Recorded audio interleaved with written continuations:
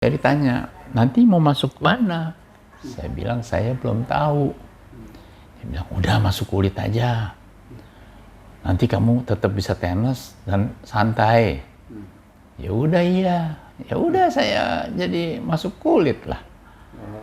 Jadi ya udahlah. Ya kan, saya masuk kulit. Ya udah jadi spesialis kulit, ternyata memang benar nggak stres. Bisa main tenis. Iya kan? Istilahnya ya kalau lagi main tenis dipanggil, "Dok, ada pasien." Ya coba garuk aja dulu, iya kan?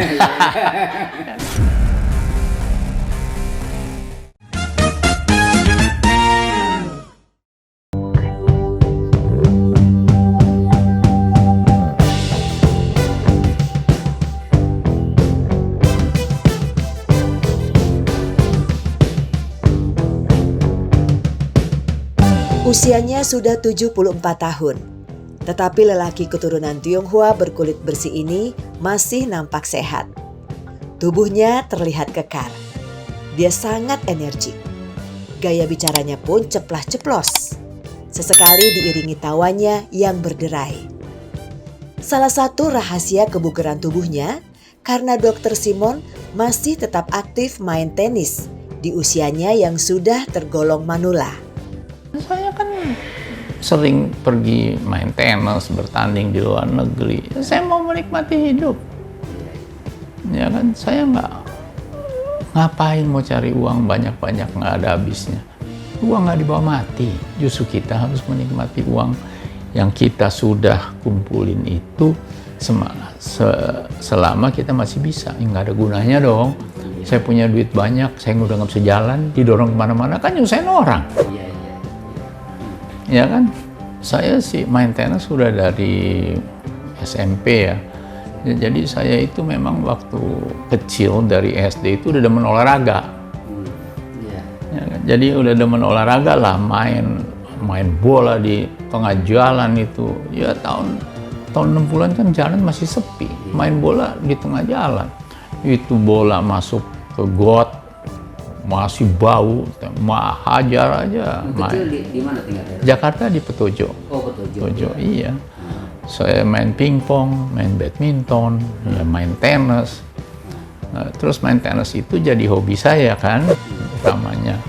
Sampai saya mau pergi ke Jerman itu, saya main dengan Yustejo Tarik itu kan, yang akhirnya jadi pemain nasional, pemenang SEA Games, Asian Games, 4 medali emas itu ya, teman baik saya. Jadi ya udah saya ke Jerman. Di sana saya yang pertama begitu saya sampai di Jerman adalah apa? Cari klub tenis. Ya kan? Jadi saya cari klub tenis, masuk klub tenis, bayar mahal, ya nggak punya duit, ya udah masuk. Ternyata oh bagus. Jadi saya dikasih raket, dikasih bebas iuran masuk klub mahal itu. Terus main untuk klub di situ kalau ada pertandingan antar klub gitu ya. Dan enaknya di sana saya bisa cari uang juga dengan ngajar tenis di sana di Jerman. Jadi saya ngajar tenis kalau musim panas itu duitnya banyak. Ya kan nggak semua orang bisa main tenis, nggak bisa semua orang ngajarin tenis. Nah saya ngajarin tenis di Jerman kalau musim panas itu, oke. Dah selesai saya kuliah, saya pindah ke kota lain, kerja di sana. Masih di Jerman? Masih di Jerman. Apa yang pertama saya cari? Ya klub tenis. Iya. Kalau nggak saya sendiri di sana mau ngapain? Ya, saya cari klub tenis. Jadi saya pagi kerja, sorenya bisa main tenis, ketemu orang-orang lain lagi kan, ya. Main pertandingan antar klub, ya begitulah hidup. Jadi kalau buat saya itu tenis itu olahraga yang menyenangkan dan bisa membantu saya dalam kesulitan-kesulitan ya kayak cari jadi kerja ngajarin tenis ya kan. Terus sudah begitu ya main tenis kenal orang banyak. Dapat kemudahan, dapat koneksi, begitu aja sih. Jadi makanya saya selalu ya kalau orang tanya saya anjurkan ya main tenis lah. Untuk cari koneksi kan. Koneksi itu perlu. Iya. Coba kamu bisa tenis, oke? Tenisnya bagus. Kamu sarjana, oke? Mau ngelamar ke satu perusahaan yang pimpinannya gila tenis, kenal kamu. Ya udah sini. Emang dilihat ijazahmu? Kagak lah. Hah? Lu di sini buat main tenis? Ya kan? Ya begitu kan? Ya kan? Nah dulu juga dokter yang mau masukin saya ke RSPAD waktu ngadep ke kepala rumah sakit. Kepala rumah sakitnya yang pertama tanyanya apa? Ya dia dokter ya. Oke, dari Jerman. Dokter dari Jerman banyak. Kenapa saya mesti terima dia? Gitu. Terus dijawab sama teman saya. Iya dokter banyak dari Jerman. Cuman yang maintenance kayak dia kagak ada. Iya. Ya kan, jadi itu plus point lagi buat saya yang bisa main tenis bagus. Dan itu aja. Begitu SMA main itu ya saya ke Jerman, saya sekolah kan. Saya nggak jadi peluang. Jadi ya tenis itu nggak sebagai tujuan utama saya, hanya sampingan. Ya, tapi ya karena saya tetap tenis, rajin tetap tenis, apa meskipun kuliah katanya kan banyak orang nggak ada waktu, saya tetap sediakan waktu. Nyatanya bisa tuh. Banyak juga teman-teman di sini yang main tenis bagus, begitu pindah ke sana sibuk sok. Saya nggak ngerti lah sibuk apa, nggak main tenis, sayang kalau saya bilang. Dokter merasakan manfaatnya dengan tenis itu selain tadi koneksi kan secara fisik juga. Iya dong, secara fisik juga lebih baik kan, olahraga teratur, oke? Dan saya ini udah main tenis di satu grup saya udah 40 tahun ya. Jadi pemain-pemainnya usia sama saya kira-kira, oke? Udah main 40 tahun itu kita bercanda, kita main, kita ledek-ledekan. Itu sampai sekarang nggak ada yang mati tuh. Iya. Meskipun usia udah di atas 70 semua ya. Ya kita tetap happy-happy aja, sebab ya kebahagiaan itu, happy-happy, ketawa itu yang ngilangin stres. Ya kan, itu aja. 40 tahun loh, orang yang sama. Padahal secara fisik berat tuh. Iya, secara fisik berat. Tapi kalau kita nggak main lagi ya kita nggak kuat lah. Tapi kalau kita tetap main kan kita tetap kuat dong.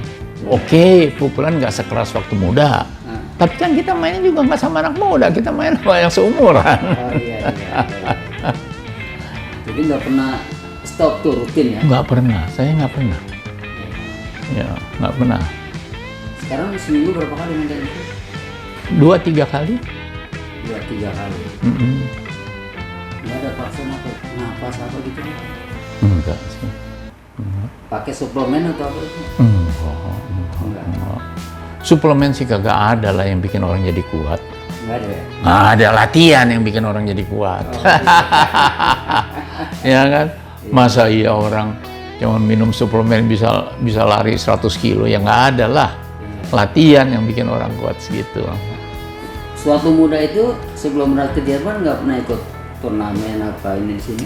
Waktu itu di sini kan belum begitu banyak turnamen ya, paling turnamen junior ya. Ya pernah ikut di Malang gitu ya kan.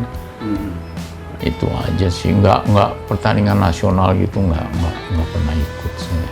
Nggak pernah ya? Nggak pernah. Ya pokoknya udah hobi lah, Ya meskipun bisa main turnamen, tapi waktu itu saya selama di Indonesia belum sempet sampai ke situ, ya kan. Dr. Samuel L. Simon SPKK adalah seorang dokter spesialis kulit yang memiliki klinik di Rukan Permata Senayan, Jakarta. Pasiennya cukup ramai. Dokter spesialis kulit yang masih energik karena terus bermain tenis ini adalah seorang sersan. Serius tapi santai. Gaya bicaranya ceplas-ceplos. Tak ada yang disembunyikan, termasuk dalam dunia kedokteran yang sekarang digelutinya. Ya mungkin saya ceritakan awalnya dulu kenapa saya jadi dokter. Iya. Ya kan? Jadi waktu lulus SMA itu ayah saya kan Ya, saya sebagai anak SMA zaman dulu ya, Nah, kalau lulus sekolah SMA maunya apa? Teknik. iya. Iya dong. Iya. Teknik juga kita kagak tahu teknik apa. Iya. Ya. Terus ayah saya bilang, udah lo mending jadi dokter aja. Dia bilang, kenapa jadi dokter? Iya, dia bilang, dokter itu kalau sudah selesai, sekolah sudah selesai, lo nggak perlu cari kerjaan. Kalau insinyur harus melamar pekerjaan. Iya. Kalau dokter nggak perlu, ya kan? Tinggal kamar aja kecil, siapin tensimeter, stetoskop, Oh iya. bolpen, sama resep. Itu. Ya, saya pikir ya benar juga, ya kan? Ya udah, akhirnya ya saya sekolah dokter.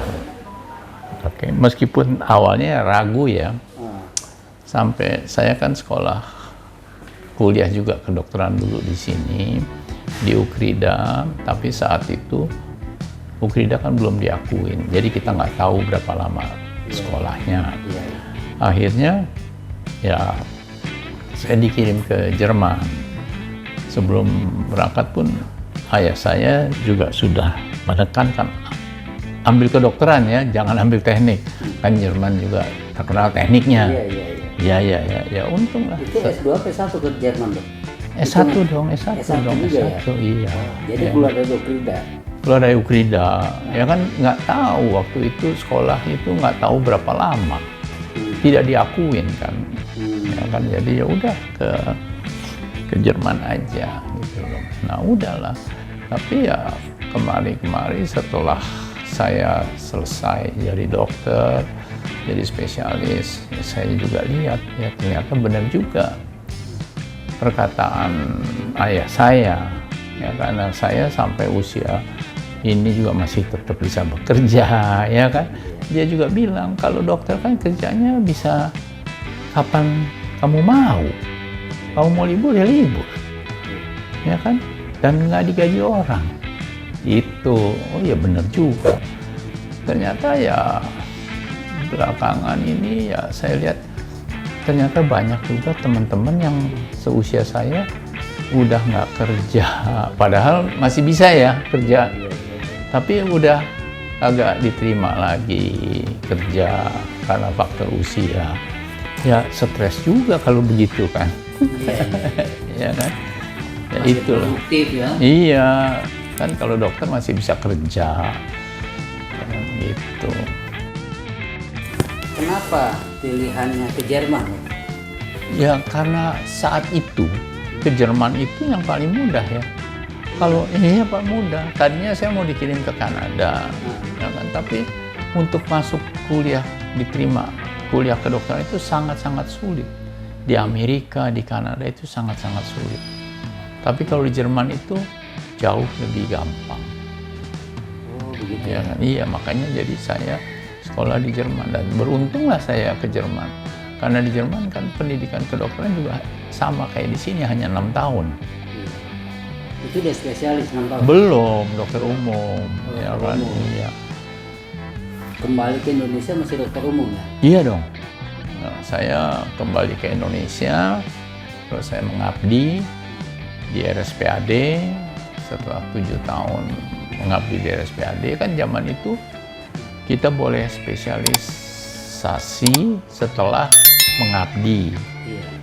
Waktu itu kalau kita mengabdi di Pulau Jawa harus mengabdi 5 tahun baru bisa spesialis ya. Nah, saya setelah 7 tahun mengabdi baru dikirim ke Semarang untuk ikut pendidikan spesialisasi gitu loh. Setelah jadi spesialis ya balik lagi ke RSPAD, ya kan, mengabdi lagi di sana sampai usia pensiun.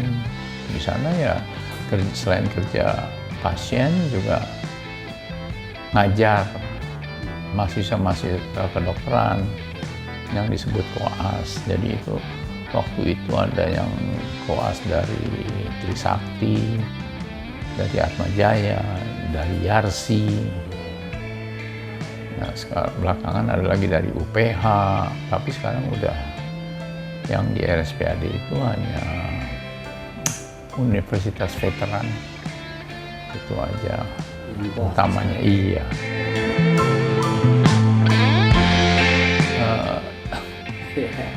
Saya milih spesialis kulit itu sebenarnya ya biasalah, anak muda itu dokter gitu pikir alah udah jadi dokter ini mau jadi apa, dokter yang keren dong, yang punya nama dong. Apa itu punya nama? Ya dokter kebidanan, dokter bedah lah, ya kan, penyakit dalam, dokter anak, itu yang disebut 4 bagian besar. Oke, ya kan. Udah, saya jadi mau spesial. Saya begitu pulang ke sini kan, saya ditanyain sama teman saya, lo masih maintenance nggak? Tanyain sama teman saya, Yustejo Tarik itu, mantan pemain nasional Indonesia nomor 1. Apa yang saya lakukan waktu saya baru pulang dari Jerman itu? Saya telepon dia, tanya, lo masih maintenance nggak? Masih, dia bilang. Masih bagus? Ya lumayan. Ya udah, mau masuk RSPAD nggak? Mau masuk RSPAD nggak? Ya mau dong. Ya udah, dia bilang. Terus diajaklah saya ke temannya dia yang dokter RSPAD. Dia bilang, dok, ini teman saya kecil main. Dia bilang gitu ya. Saya dulu kalah sama dia, katanya gitu kan. Mainlah saya sama dia. Ya, Tejonya ya terus terang dia, menurut saya sih dia ngalah ya. Ya kan. Ya udah, terus saya ya ditanyain gimana, sedang apa, saya sedang adaptasi waktu itu. Hanya nanti ada adaptasi, mau nggak masuk ke RSPAD? Ya saya mau lah, makanya saya masuk ke RSPAD. Oke. Nah di situ saya kebetulan kenal sama kepala bagian kulit di RSPAD yang juga demen tenis. Saya ditanya, nanti mau masuk mana? Saya bilang, saya belum tahu. Ya udah, masuk kulit aja. Nanti kamu tetap bisa tenis dan santai. Ya udah, iya. Ya udah, saya jadi masuk kulit lah. Jadi ya udahlah, ya kan, saya masuk kulit. Ya udah, jadi spesialis kulit. Ternyata memang benar, nggak stres. Bisa main tenis, ya kan? Istilahnya ya kalau lagi main tenis dipanggil, dok, ada pasien, ya coba garuk aja dulu, ya kan? Sekarang kalau dokter kebidanan lagi main tenis dipanggil, dok kan ini kempit dulu, ya nggak bisa dong begitu, udah mau melahirkan gitu loh, ya kan? Kan kalau kebidanan kan mesti siap panggil sampai jam 2, jam 3 pagi, kan anak lahir nggak tahu jamnya berapa. Ya kan? Makanya banyak teman-teman saya juga, teman tenis juga yang kebidanan, udah tua dia nggak kuat lagi, udah kagak mau kalau suruh bantu melahirkan. Itu loh. Makanya iya. Kalau saya dokter kulit kan nggak perlu jaga malam. Ya kan?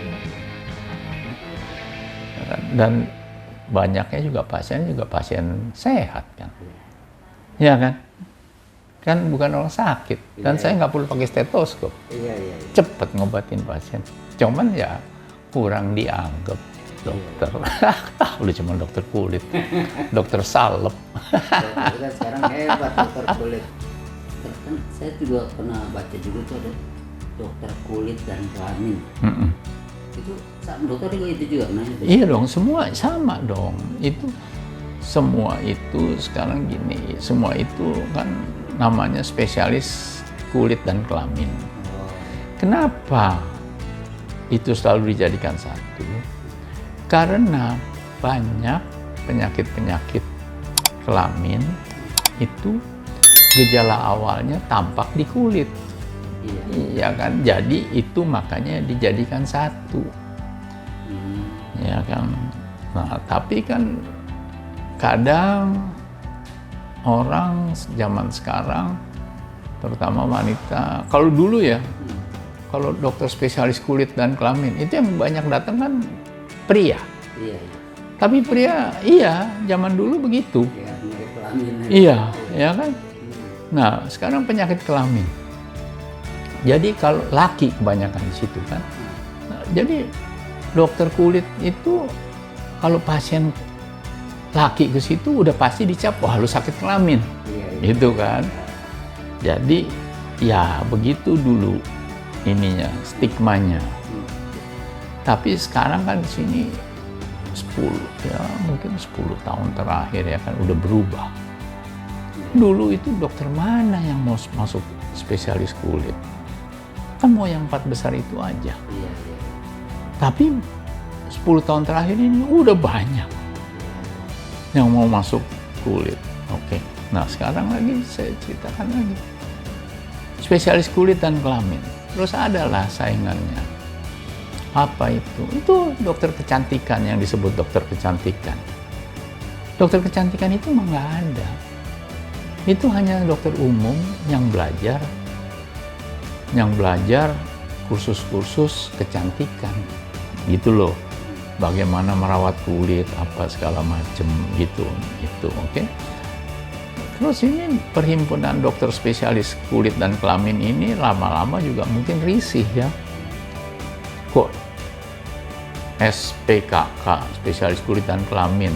Jadi mungkin dianggap banyak pasien-pasien yang takut, perempuan takut ke dokter SPKK karena nanti disangkanya sakit kelamin, padahal kan enggak. Jadi oleh itu sekarang gelar SPKK itu diganti. Jadi spesialis DV tahun 2009 itu diganti. DV itu bahasa Inggris, dermatovenerologi. Dermato kan kulit, venerologi itu kan kelamin. Oke. Udah jadi gelarnya tuh SPDV, spesialis dermatologi, venerologi. Ya sebenarnya itu rancu ya, karena kan gelar harus dalam bahasa Indonesia. Iya. Nah, terus beberapa tahun terakhir mungkin tahun 2021 kali ya. Terus ini apa ya ditambahin lagi sekarang DVE, apa itu E-nya, estetik. Cantikannya. Ya udah macem-macem aja lah begitu. Dokter, kalau dokter itu nggak ada pensiunnya ya? Ya kalau sebagai pegawai negeri ada dong, pensiun ada. Tapi kapan kita masih bisa praktek? Ya kan, ya itu ya bolehlah kita praktek, tapi ya sebaiknya kita juga harus tahu diri ya. Jangan memaksakan. Kalau kita udah pikun, udah apa ya udahlah kita stop aja. Ya kan. Sekarang juga sebenarnya kita yang udah usia di atas 65 itu ini loh apa untuk izin praktek itu harus periksa mata lagi, periksa saraf ekstra gitu loh. Ya saya pikir itu baik ya untuk melakukan itu. Ya kan. Karena pasti aja ada penurunan fungsi ya. Iya, ya kan. Dan sebenarnya juga dokternya sendiri juga harus tahu diri. Ya dong, kalau udah lemes, udah capek, udahlah buat apa. Nikmatin aja uang yang udah dikumpulin, ya dong. Uang nggak dibawa mati. Ini ada pertanyaan, dokter itu sebetulnya jadi sales obat. Ya gini loh, agen obat. Ya kalau dokter, kalau saya sih sama sekali enggak. Karena saya tidak tergantung. Kalau saya mah di kulit nggak ada obat yang gitu-gitu. Krim juga, saya krim kan racik sendiri. Ya kan. Kemudian satu lagi dokter, ada fenomena gini, orang berobat ke luar negeri ya, terutama katanya di Penang, di Singapura gitu. Apa problem di kita ini sehingga orang? Ya gini loh, problemnya mungkin karena kita ini di sini kebanyakan dokter itu, tapi sekarang mungkin udah berubah jauh ya. Dulu kan dokter masih kurang, pasiennya banyak, jadi dokternya tidak kurang komunikasi, tidak komunikatif. Sedangkan di luar negeri kan pasiennya nggak banyak, ya kan. Nah tapi sekarang dokter udah banyak dan dokter-dokter muda itu ya pasiennya kan juga nggak terlalu banyak ya, jadi dia bisa lebih komunikatif gitu. Harusnya sih dokter Indonesia udah bagus, udah nggak usah ini. Itu kan hanya karena kemakan iklan aja, kemakan omongan orang aja. Pasien tanya saya, mau ke dokter apa? Saya tidak pernah bilang, lo pergi aja ke Penang, Singapura. Nggak bisa. Kenapa? Kita harus tahu dokternya, bukan tahu negara atau tahu rumah sakitnya. Iya dong. Saya tahunya ya dokter-dokter yang di sini dong, yang mana yang benar, yang mana yang bagus. Dan pasien tanya saya akan kasih tahu dokter yang ini yang saya tahu, ya kan? Supaya apa? Kalau terjadi kesalahan apa-apa, saya nggak disalahin. Ya kan? Kalau saya bilang dokter Indonesia udah bagus. Saya ada teman, ya, dioperasi di sini. Udah, operasinya bagus, ya. Cuman masalahnya juga udah usia, jadi dia tetap keluhannya tadi sakit pinggang. Sakit pinggang, terus dioperasi. Sakit pinggang, dia nggak bisa jalan. Dioperasi, dia mengharapkan dia jadi bisa jalan, tapi ternyata kan enggak. Karena udah faktor usia, ya. Kalau saya juga memang waktu itu juga nggak anjurkan dia untuk operasi kan. Ya, dia mungkin kecewa ya. Sekarang dia pikir kalau ke Penang mungkin bisa jadi diapain, jadi bisa. Saya bilang nggak bisa, udah. Ya kan. Dia pergi ke Penang. Masa dokternya bilang, wah ya ini operasinya salah, ini harus dikerjain. Nah dia kan stres dong. Ya orang gila ini orang. Udah dioperasi, dibilang operasinya salah, itu kan gila nggak? Wah dia stres. Ini dia pergi ke Singapura, dia cek. Di Singapura bilang, nggak apa-apa ini operasinya bagus. Contohnya apa? Saya ini lulusan Jerman. Saya pindah ke Kanada. Mau kerja di sana sebagai dokter. Waktu itu tahun 80-an itu dokter di Kanada juga sedikit. Tapi tetap nggak mau terima tuh. Alasannya? Alasannya saya lulusan luar negeri, jadi harus ujian dulu gini gitu. Ya lu gila. Ya kan? Lulusan Jerman nggak diakuin di Kanada, kan gila. Penduduknya Jerman sama penduduk Kanada berapa banyak bedanya? Waktu itu Kanada penduduknya hanya 27 juta. Jerman 200 juta. Masa mungkin kualitas dokternya dari Jerman lebih jelek dari Kanada? Makanya harus diuji dulu. Ya nggak benar dong.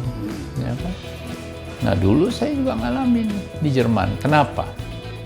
Di Jerman kekurangan dokter.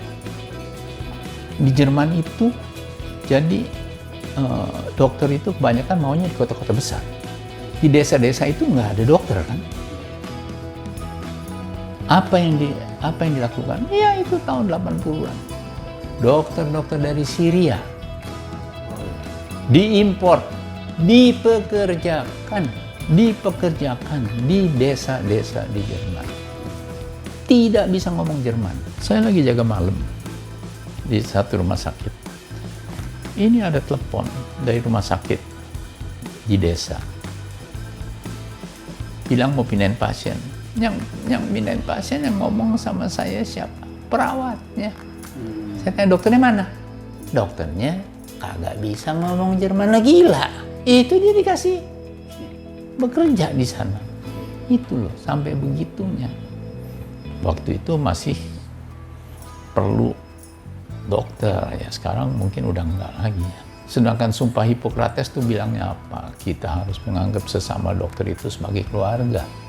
Waktu jadi residen, dikacung-kacungin. Siapa yang nggak sakit hati? Yang senior ngebully yang junior, gila. Kalau koas itu kan belum dokter. Kalau residen itu dokter yang sedang dalam pendidikan menjadi spesialis. Itu namanya residen. Nah, residen itu kan ada senior yang udah tua, yang paling misalnya kan 4 tahun, jadi udah tahun keempat itu senior, nah yang tahun ketiga, tahun kedua ya tunduk pada yang tahun keempat. Nah itu kan juga nggak benar.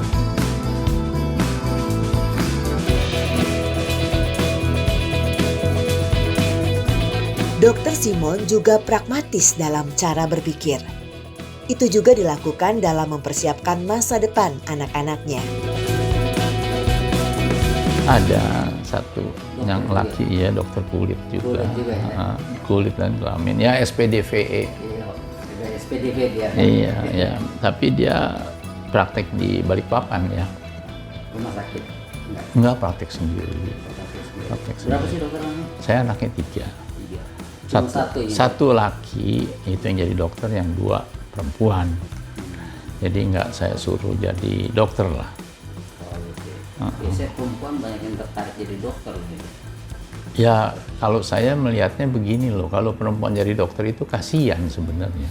Karena dia harus bekerja di rumah ngurusin suami, dia mesti ngurusin di luar juga praktek. Ya, kalau saya bilang kasihan, jadi sayang nanti anaknya terbengkalai. Itu kalau menurut saya loh ya. Ya kan, makanya saya nggak sarankan anak-anak saya yang perempuan untuk jadi dokter. Jadi saya hanya bilang, oke, lo harus punya keahlian, lo mesti punya kemampuan untuk hidup sendiri. Kenapa? Kalau lo, suami lo macem-macem, lo jadi nggak terlantar, lo bisa hidupin diri sendiri, jadi lo juga nggak takut. Gitu aja pesan saya sih. Nggak muluk-muluk lah. Masa jadi sarjana nggak bisa cari duit kalau ditinggal suami? Ya dong. Ya buat apa juga punya suami yang KDRT misalnya, ya kan, mau dipertahankan. Kalau saya sih